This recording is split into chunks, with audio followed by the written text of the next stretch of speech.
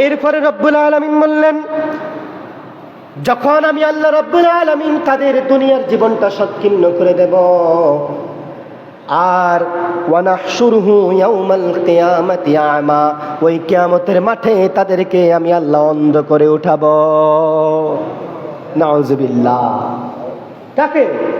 ওই জাহান্নামীকে, যে দুনিয়াতে ক্ষমতা দেখাইছে, চেয়ার পাওয়ার জন্য রাতের আধারে ভোট চুরি করেছে, মানুষকে হত্যা করেছে, মানুষের উপর আঘাত করেছে, মানুষদেরকে ভোট কেন্দ্রে যাইতে দেয় নাই, মিথ্যা মামলা দিয়ে হয়রানি করেছে। আল্লাহর কসম, কোরআনে যিনি রাজনীতি সম্পর্কে একটা সূরা নাজিল করেছেন তিনি কে? আল্লাহ। এখন সাধারণ মানুষের কথা হলো, হুজুর আমনে করে মসজিদের মিম্বারে, ওয়াজের ময়দানে এই জায়গায় মানায়, রাজনীতির ময়দানে মানায় না। কারণ আমরা রাজনীতির ময়দানে আসলে তো হেতার সুদ, ঘুষ, চুরি, ডাকাতি, বাটপারি, সিটারি সব বন্ধ হয়ে যাইব, ঠিক কি না? এই জন্য কাউ হুজুর আমনের ইয়ানো দরকার নাই, আপনি ওখানে ভালো আছেন, আপনার ওই ফোকাসটাই বিউটিফুল। কি বিউটিফুল ফোকাস, লাইট করে গিলিজ, আপনি ওখানেই থাকেন।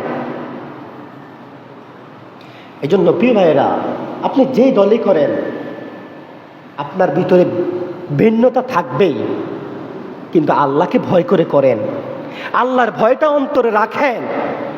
আপনি যেই নেতার আদর্শে আদর্শিত, যেই দলের আদর্শে আদর্শিত, যেই লোকের আদর্শে আদর্শিত, চিন্তা করেন সে কি সুদ খায়, ঘুষ খায় কিনা, সে কি ভালো পথে চলে কিনা, 5 ওয়াক্ত নামাজ পড়ে কিনা, হজ সম্পদ থাকা অবস্থা হজ করে কিনা, করছে কিনা, জাকাত দেয় কিনা, মানুষদের হক বুঝিয়ে দেয় কিনা, সে নির্ভেজাল কিনা, তার ভিতরে কোনো ভেজাল আছে কিনা, কিভাবে বুঝবেন?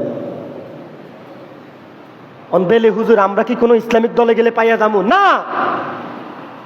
লেবাস লাগাইলেই, কোরআনের কথা বললেই, ইসলামের কথা বললেই উনিকাল পরিপূর্ণতা পাওয়া, উনিকাল পরিপূর্ণ না, পরিপূর্ণ আন লেবাসের মধ্যে পাওয়া যায়। Doctor Zakir as a man, কি পপুলারিটি, কি জনপ্রিয়, কি মোস্ট ম্যান একজন তিনি, এত জনপ্রিয়তা তাকে কে দিয়েছেন? আল্লাহ।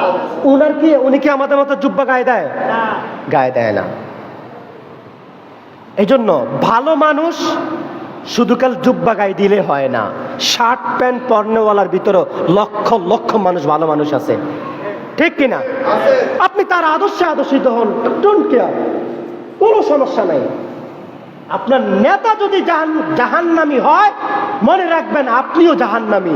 যদি আপনার নেতা জান্নাতি হয়, আপনিও জান্নাতি। বলে প্রমাণ কি?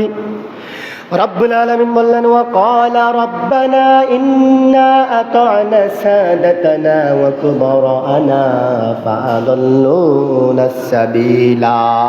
আল্লাহু আকবার। নেতা যদি জান্নাতি হয়, কর্মীও জান্নাতি। ইমাম যদি জান্নাতি হয়, মুসল্লিও জান্নাতি। পীর সাহেব যদি জান্নাতি হয়, মুরিদও জান্নাতি। পিতা মাতা যদি জান্নাতি হয়, ছেলে সন্তান জান্নাতি। কার কথা? আল্লাহ। আর তা না হলে ইন্না আতা'না সাদাতানা ওয়া কুবারানা ফাআদাল্লুনাস সাবিলা।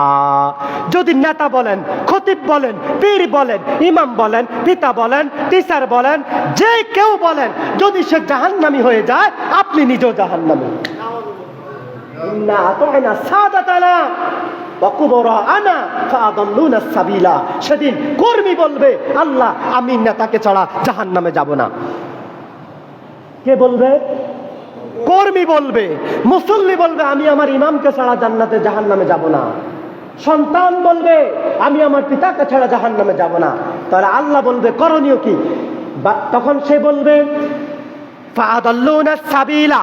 সে যেমন দুনিয়াতে আমাকে বিমুখ করে রেখে দিয়েছিল, অন্ধকার জগতে আমাকে রেখে দিয়েছিল, আমাকে সঠিক মেসেজ দেয় নাই, আমাকে মানুষের উপর জুলুম করতে বলেছিল, বেইনসাফ মানুষের উপর প্রতিষ্ঠা করার জন্য বলছিল, আমার পিতামাতা আমাকে সঠিক শিক্ষা দেয় নাই, আমার টিচার আমাকে সঠিক কথা বলে নাই, আমার মসজিদের খতিবগিরি করা অবস্থায় হক কথাগুলো আমাদের মাঝে বলে নাই। আল্লাহ আজকে যদি আমাকে জাহান্নামে যেতে হয় আমি একা যাব না, তাকে পিছলিয়ে এরপর আগে তাকে জাহান্নামে ফেলে আমি এরপরে জাহান্নামে যাব। কথা মনে ভালো লাগে নাই? ভালো লাগে নাই তো একটু জোরে বলেন না নাউজুবিল্লাহ।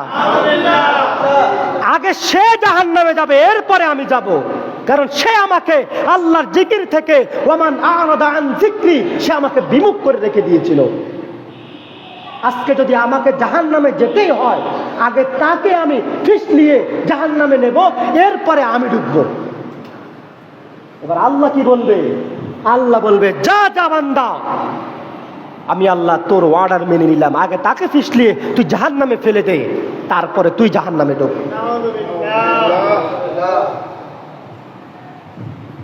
বিশ্বাস করেন জান্নাত এত সহজ না। জান্নাত মামুর বাড়ির আম কলা না। মামার বাড়িতে গেলাম, একটা আম ছিঁড়া খাইলাম, মামু তো কিছু কইলো না। আর জান্নাতটাও মনে হয় এত সহজ, চাইলাম আর পেয়ে গেলাম, না, এত সহজ না, অনেক কঠিন, অনেক কঠিন।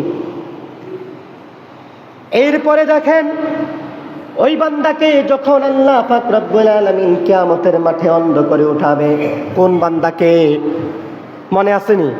ওই যে আল্লাহর আদেশ থেকে জিকির থেকে বিমুখ হয়ে গিয়েছিল, কথা কি মনে আসেনি আপনাদের?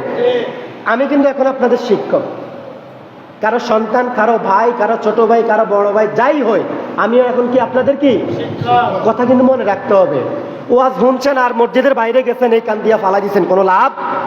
মসজিদে আসার কোনো দরকার ছিল না। তাহলে যদি না পালন করতে পারেন, পালন করার উদ্দেশ্যে শোনেন কার কথা বলতেছি?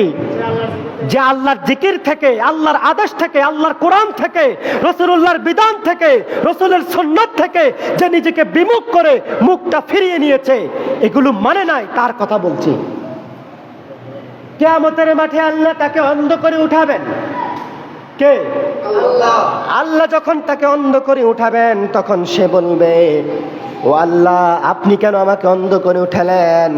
এবার ওই বান্দা আল্লাহকে বলতেছে, আল্লাহ ক্বালা রাব্বি লিমা হাশারতানি আ'মা, ও আল্লাহ আপনি কেন আজকে আমাকে অন্ধ করে উঠালেন? কে বলতেছে? যাকে অন্ধ করে উঠানো হইল।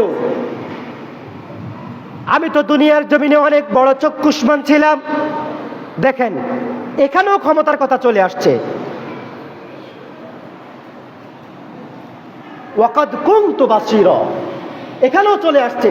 সেদিন সে বলবে, আল্লাহ আমি তো দুনিয়ার জমিনে অনেক বড় ক্ষমতাবান ছিলাম, অনেক বড় অহংকারী ছিলাম, অনেক টাকা পয়সার মালিক ছিলাম, অনেক বড় চেয়ার ছিল আমার তো অনেক কর্মী ছিল, অনেক মুরিদ ছিল, আমি তো অমুক এলাকার মসজিদের খতিব ছিলাম, অমুক জায়গায় গেলে আমার অনেক সম্মান ছিল, মানুষ আমাকে পীর সাহেব বলে ডাকতো, মানুষ আমাকে বড় বড় খতিব সাহেব, বড় আলেম হিসাবে, বড় বুজুর্গ হিসাবে আমাকে জানতো। আল্লাহ আজকে আপনি কেন আমাকে তাদের সামনে অপমানিত করে, লাঞ্ছিত করে কেন আজকে উঠালেন? কে উঠাইছে?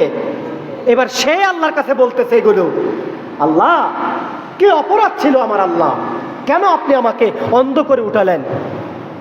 আমার এই কর্মীর সামনে, মুরিদের সামনে, মুসল্লির সামনে, ছেলে সন্তানের সামনে, আমার ছাত্রদের সামনে কেন অন্ধ করে উঠালেন আল্লাহ? কেন?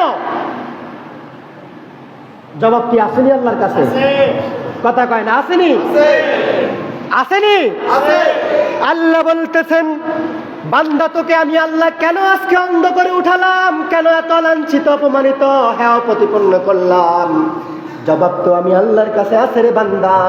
তাহলে শোন, আল্লাহ বলতেছেন, قال كذلك أتتك آياتنا فنسيتها وكذلك اليوم تنسى। الله أكبر।